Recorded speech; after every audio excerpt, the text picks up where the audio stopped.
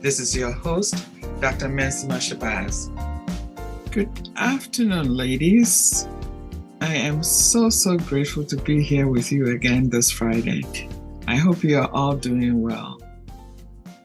As I was reflecting on what our conversation should be this episode, I was directed to a blog I had written a while ago, and that brought consolation to me, and I hope to you. I know we are all going through something. I know I am. And as I continued this journey of self-discovery, self-transformation, I believe it is pertinent to highlight the thought that the greatest spiritual practice is life itself. And so this conversation is going to be about cultivating a spiritual practice with love. Spiritual practice connects us to our source and sustains us through our challenges. So let's journey on, putting one foot in front of the other. Now, I love poetry, so I'm going to express some of the sentiments using different poems that I had come across. And I promise I'll pull it all together. It seems some of us are still going through some type of transformation. And there may be a myriad of changes that we have to come into alignment with to create balance.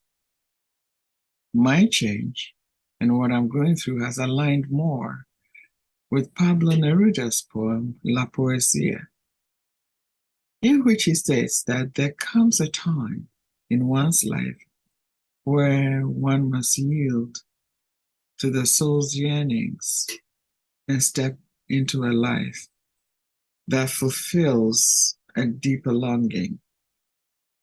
It is natural that even when we are at the stage of development and fulfillment, we tend to overanalyze the choices we've made when challenges appear. But taking a daring step towards being oneself has heart, and there's hope and inspiration in this phase of the journey. Don Juan, a Native American philosopher, articulates that we must be what must be on any path. He says, and I quote, "Any path is only a path, and there's no affront to oneself or to others in dropping it, if that is what your heart tells you. Look at every path closely and deliberately. Try it as many times as you think necessary. Then ask yourself, and yourself alone, one question. Does this path have a heart? If it does, the path is good. If it doesn't, it is of no use." Unquote. It sounds quite simple, yet affirming. I have also become aware that when we take this bold step, we sometimes share every detail with others, hoping for support or sometimes encouragement. However, this kind of sharing is often more likely to find those who would subvert your confidence. When Spirit, Source, or God endows us with our gifts, those people we are talking to are not privy to the picture or image embedded within us. It is advisable, therefore, to work with the teachers that are going to inspire you to take your next steps. Now, there's a Chinese philosopher and author and sage that I'd like to share his wisdom with you. He says, and I don't want to say his name because I may get it wrong, but here's it goes. The more you talk about it, and the more you think about it, the further from it you go. Stop talking, stop thinking, and there's nothing you will not understand. Return to the root and you'll find meaning. There's no need to seek truth. Only stop having views, he says. Now we can find this wisdom in scripture from our elders and from our experiences.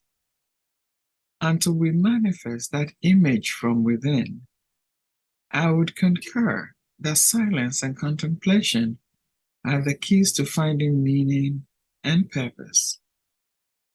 If that purpose is inspired from your source, then we can be assured that we will be supported, guided, supplied, and sustained by that source.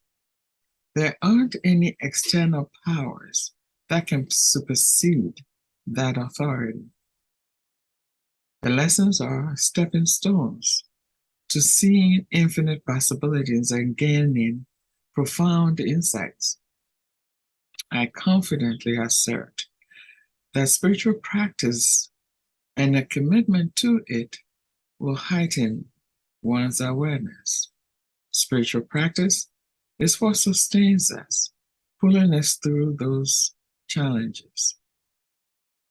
If we currently find ourselves in a place where we have settled into merely doing what is expected of us from our external world, or we have plateaued after starting a new journey, or are at a standstill or crossroads, we know that there is cumulative wisdom in where we've been, where we are now, and where we intend to go. As René Dumont in Mount Analog notes, you cannot stay on the summit forever. You have to come down again. So why bother in the first place? Just this. What is above knows what is below, but what is below does not know what is above. In climbing, always take note of the difficulties along the way. For as long as you go up, you can observe them. Coming down, you will no longer see them, but you would know they are there if you have observed them well. One climbs, one sees. One descends, one sees no longer, but one has seen. There is an art of conducting oneself in the lower regions by the memory of what one saw higher up. When one can no longer see, one can at least still know. And oftentimes we get stuck on some of the changes we're being called to make on this journey to free ourselves from the old, from the small self, and move to a newer, bolder field. It can be easy to let go of the familiar to an unfamiliar landscape. Yes, I know this firsthand. It can be scary and unnerving. We have enough of our own issues to work through during this time. And I suggest we don't have to burden ourselves with other people's drama. I remember when I was in high school, an all-girls boarding school, I played Mr. Collins in Pride and Prejudice. And I remember quite well that I had so much fun. And I was very good at playing my role. I was a part of other significant plays, including Macbeth. And I left all that behind me as I grew up. Drama, I find, unfortunately, continues to be a part of some people we encounter in life, at work, at church, parties, other social relationships and events. And I believe that we have a choice as to how we respond to that interaction, because it will determine whether our lives are impacted by other people's drama or not. Ultimately, it determines whether we choose to live in a state of joy and serenity or not. Most of my friends and family will tell you that I do not do drama. It is the one thing that I can, with absolute certainty, walk away from without hesitation or regret. And the reason is very simple. It is disruptive and it interferes with the person's peace of mind. We may find ourselves always engaged in someone else's stuff, which is often not meant for our own good. It shifts focus, time, and resources from what is important to us to that person's drama. Some people are adept in creating these disturbing games that it becomes a trap, and it draws you deeper and deeper into their games. These people are also never loyal to you. They are too involved in their own creative drama to worry about you. Walk away, please, because I find that the gift of getting to know oneself and love oneself is priceless. I was reading a book recently by Paul Selig, Alchemy, and a particular section really resonated with me. It says this: if you truly know who you are, you will not be controlled.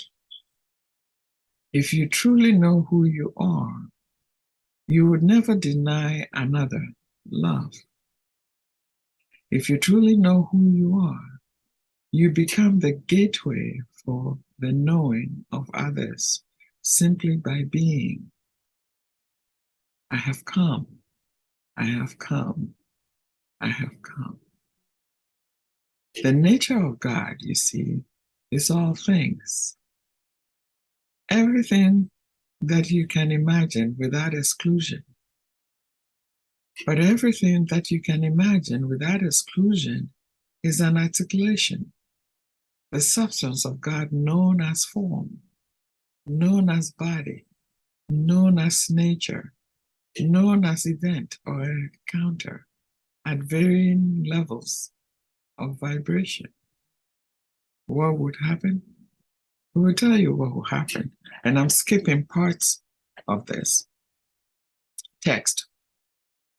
You can be released from the expectations of the life that you've lived, of the guarantees you have learned through. You can withstand change, great upheaval in your lives, in your friendships, in your careers, in your position in society, in culture, in landscape. You can withstand all these things if one thing is present: the awareness that you are lifting with the wave, not to be crushed by it, but to be set free. In times of change, in times of uncertainty, in times of upheaval, the desire the small self has is to cling desperately to the masthead of the ship that is in turmoil, that is rocked by the waves of rest with a calm sea. And he continues with a message from the guides and teachers. It says, be still, be still, be still, and let yourself be seen. We stand before you each wherever you may be, and the flame within us ignites the flame within you. And as you say yes to this, you become the fire of love, the ignited divine that seeks to lift the world to its precious light. It is in our knowing that we hold power. When we hold light within, we can subsequently shine the path for others. If we look deeply and begin using the call to service, there's always one consolation, that we already know what we are being called to do.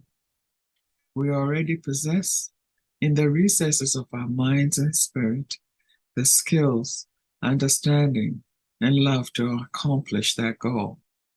So what has love got to do with this? My answer is everything. Derek Walker's poem, Love After Love, goes like this.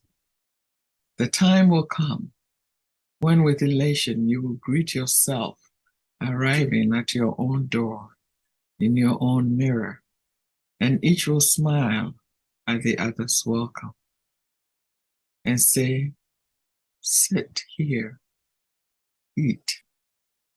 You will love again the stranger who was yourself.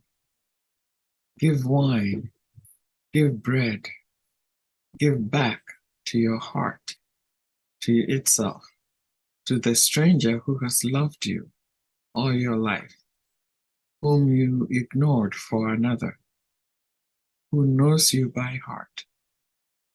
Take down the bookshelf.